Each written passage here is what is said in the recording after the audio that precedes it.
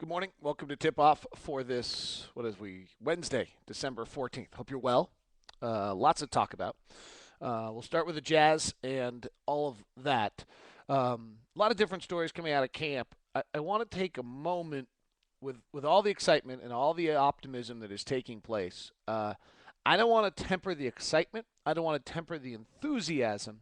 But let us just, for a moment, in the midst of this offseason, take a moment and realize that this is still an incredibly young team. There is a chance, I don't know if it'll happen, that three of the positions on this team will be played the most, shooting guard, small forward, and power forward, by kids that are 21 or younger. And yesterday was the first time that I got a little bit of a vibe of, wow, some of the young kids are swimming. I think Cantor's head is still kind of spinning a little bit while Burks is doing great things, and Gordon and Derek are still much further ahead than they were a year ago. We're still dealing with kids that are that aren't 21 years old yet, and you don't win in the NBA with youth. It takes a little while to try to get this thing together, and I think that and I don't even want to temper the optimism, enthusiasm, or the excitement.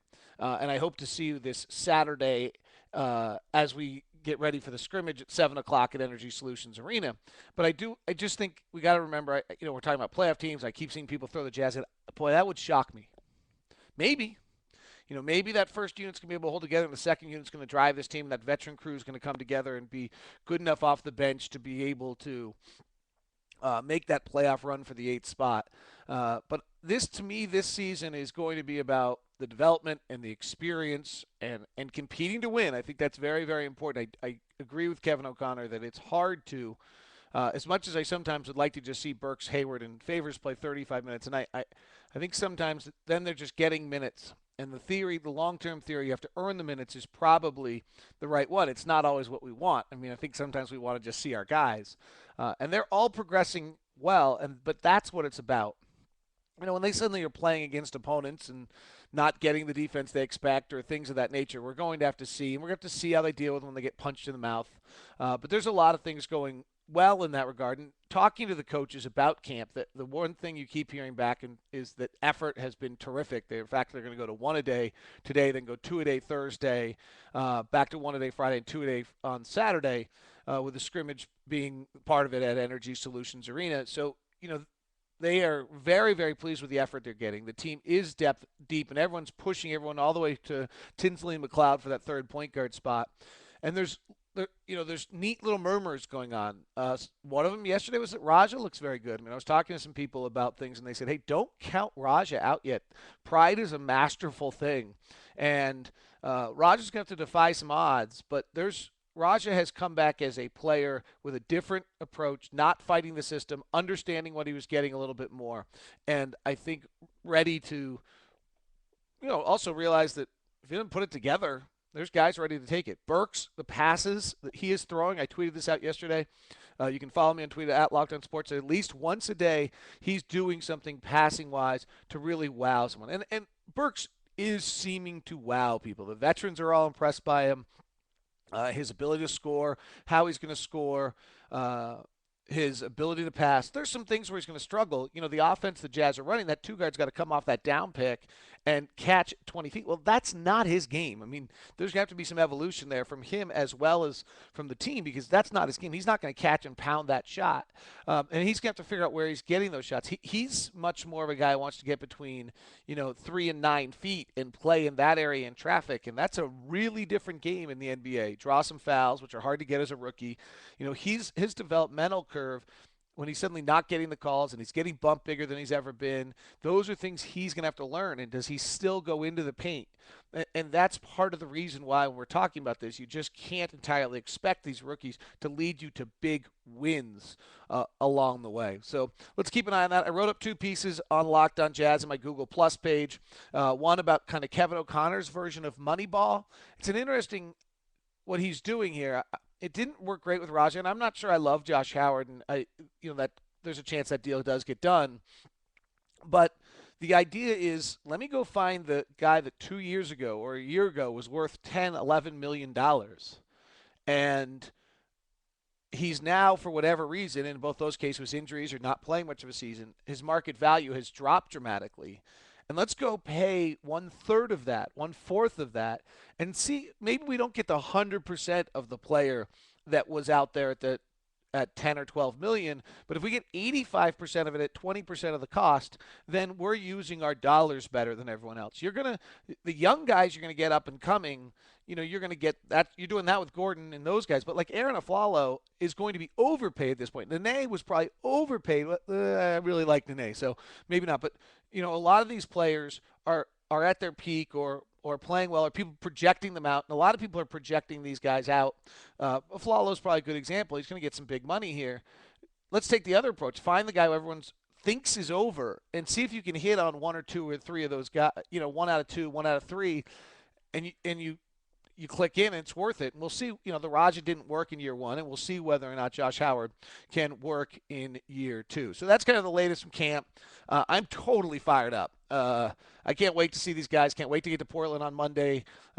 Favors, everything's so exciting about that. All these various elements. So I'm with you that I'm completely fired up. But I do want to just make sure that we're not misplacing our enthusiasm to seeing the development of what's going to take place here, and the fact that the team is putting out the effort to win every night, that whether it's going to parlay. It's still a stars league. We don't have a star right now. And we've got to play better defense, and we are certainly working toward that. All right, let's go to tip-off questions. You can send them to me at #LockeTipOff. I must say I didn't get as many, so I hope you guys will send me some questions on Twitter, Lock hashtag. Do the new this was from Downright Dave. Do the new contracts that have been signed save money by not having to play for the 16 games missed? Yeah, absolutely. Everybody's going to be amortized. And then the other thing is that 10% of every player's contract is going in to the new escrow. So they're all taking a 10% pay cut. They may get some of that back, but if the league revenues don't come back, they've all actually getting 10% less than what you're getting. I would take it too.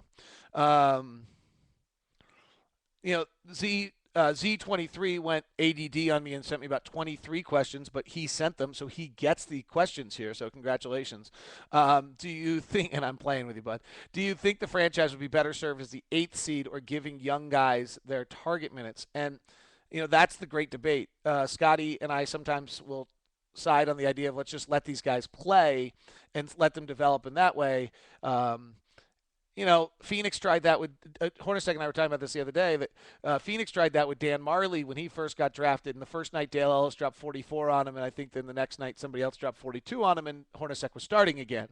So there is just some level where guys aren't entirely ready yet, and they do have to be kind of you can't dip the whole Oreo cookie in the milk. You got to just a little bit at a time. And if you leave it in there too long, then it all crumbles and ends up at the bottom of your cup. And I think these guys they're as good as Oreo cookies dipped in milk, but I think you just have to be very cautious with the art form of how you move those along. Z23 then hit me the next one, Z_23 if you want to follow him on Twitter. Do you think the return of Memo helps the Jazz since they will be taking fourth big man minutes from Cantor? I don't think Cantor's ready yet.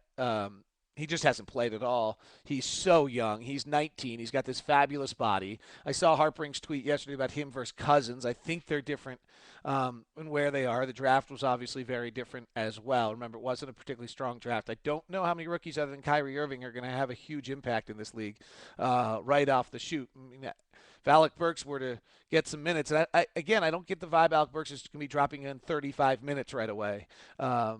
I think that Raja's going to start in that 2 spot, maybe Gordon or CJ in that 3rd spot, depending on how they try to mix and match. And then I don't know what happens with Favors and Millsap, but obviously Jefferson and Devin Harris are the other. I do kind of think that Gordon Hayward's going to get that start at that other spot. Just it's time and see if he's ready. But CJ has been playing very, very well so far. So I just don't think Cantor, though, is entirely ready. Is Tinsley an upgrade on Ronnie Price? Yeah, probably was the next question that came in. Hey, by the way, last thing, this Thursday, Level9Sports.com and I are combining for an Ode to the Snow Gods. I want you to come on out and join us. Level 9 Sports is located, you come off the freeway on 6 South and take that first right on 400 West. Bring old ski equipment, donate it. You get 10 to 20% off. We'll make an Ode to the Snow Gods, and if the equipment's still usable, we'll donate it to the Boys and Girls Club. That's Thursday at Level9Sports.com. Come out and join us starting around 1.